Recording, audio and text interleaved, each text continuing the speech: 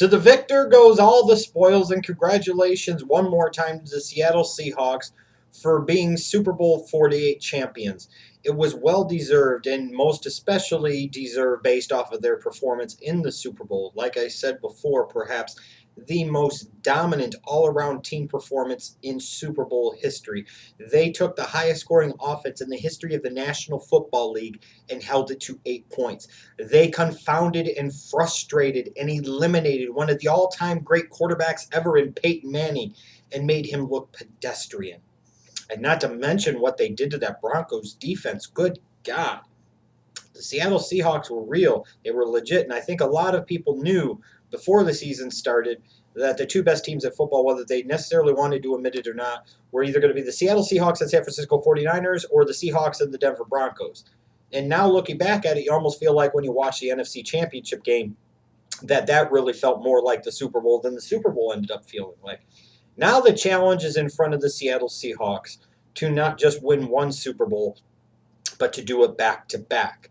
Or in the worst-case scenario, win one or two more and potentially be viewed as a modern NFL dynasty, to become the measuring stick, to become the gold standard of NFL franchises.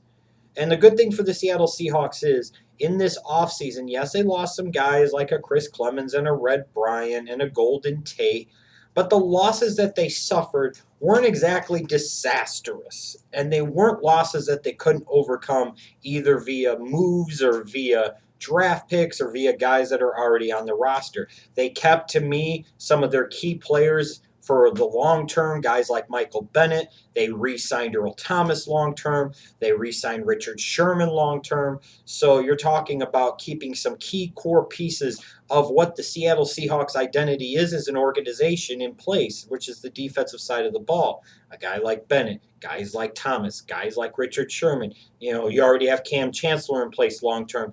Again, these are the type of things that can lead to you potentially building a dynasty, but you can't just rest on your laurels. One of the great benefits for the Seattle Seahawks, excuse me, is that they still can wait at least another season before they have to worry about extending their quarterback Russell Wilson long term. Doesn't mean that they have to, but they probably would after the 2014 season. But they don't have to worry about that yet. That's why it was such a great thing that they were able to find their franchise quarterback in round number 3. It comes at a very cheap price tag, allowing them to put some other key pieces in place around him and be able to wait a few years before you have to pay that franchise quarterback big-time franchise quarterback money. Now it is time, like I said, for the Seahawks to take that next step, to go from a one-time Super Bowl champion to being a multiple-time Super Bowl champion and be known as a modern NFL dynasty. And one of the ways they're going to do that is by continuing to draft well for Pete Carroll and John Schneider's Seattle Seahawks program. And what I mean is finding those guys that fit what the Seattle Seahawks like to do on the offensive and defensive side of the ball. Finding those guys that have those size, speed, or skill, physicality characteristics and traits that the coaching staff in Seattle can work with, coach up, and make pretty good football players out of. You see that all over the place in the Seahawks roster, and it's a large reason why the Seahawks won Super Bowl 48, is being able to draft guys like Richard Sherman and Cam Chancellor in round number 5, is being able to get a guy like Russell Wilson in round number 3, getting undrafted receivers like Doug Baldwin and Jermaine Kearse. You know, guys like that, the guys like the KJ Wrights, the 4th round picks, the Bobby Wagner's, the 2nd round picks, the Malcolm Smiths, the 7th round picks. You know, it's those type of guys that, again, fit the Seahawks mold and fit what the Seahawks want to do that will help keep the Seahawks competitive for several years to come.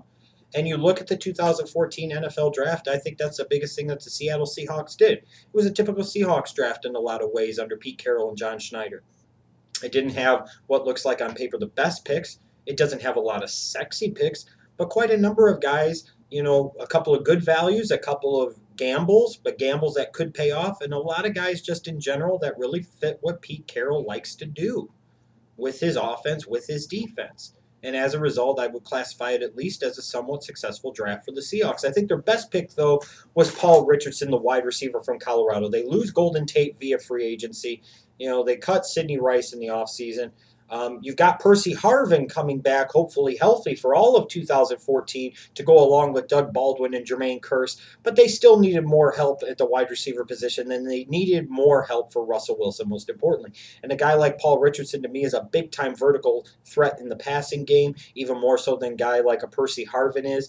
And for them to be able to trade back from pick 32 and get this type of guy at pick number 45, I thought was a good job of maneuvering in the draft. It was a good job of understanding how the draft board works, understanding what other teams were looking to do, and like I said again, being able to get their guy at number 45, a really good pick there. In terms of best value, I look at a guy like a Kevin Norwood from Alabama, a guy that I thought from a skill set standpoint was very underrated heading into this 2014 draft. I had him as like a third-round pick. They got him here in round number 4. This is a guy with size, with speed, with hands. And what I really liked about Kevin Norwood at Alabama is he showed a propensity to make big-time plays and big-time catches when the chips were all in, so to speak, for the Crimson Tide. And to be able to get that type of solid wide receiver that brings something a little bit different to the table, more size and more physicality than what they have with a lot of speedy guys in the wide receiving core, I thought, again, was really good value for the Seahawks in round number 4.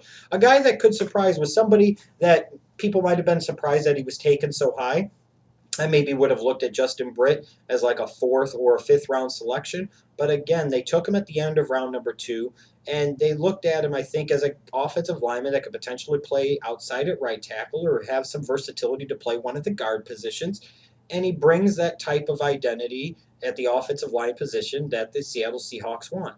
A guy with size, with some technique, that can line up at different places. So I think even though he was viewed as kind of a reach at the end of round number 2, I think he's a guy that could end up surprising people actually starting as a rookie and being a solid contributor, protecting Russell Wilson and opening up bigger holes for Marshawn Lynch in the Seahawks running game.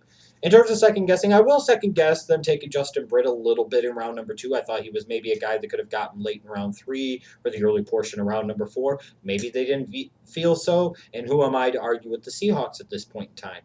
I also look at it too. They didn't get any help at the tight end position. I think that's an area, frankly, that their offense could use more production out of, and they just didn't get any help there in this draft. And I thought maybe they should have went there at least one time. Also, maybe could have used a little more help on the interior of that offensive line. Obviously, I second-guessed them taking Garrett Scott, the offensive tackle from Marshall, who sadly didn't pass the physical after he was drafted by the Seahawks. They found a heart condition that will prevent him from playing in the NFL.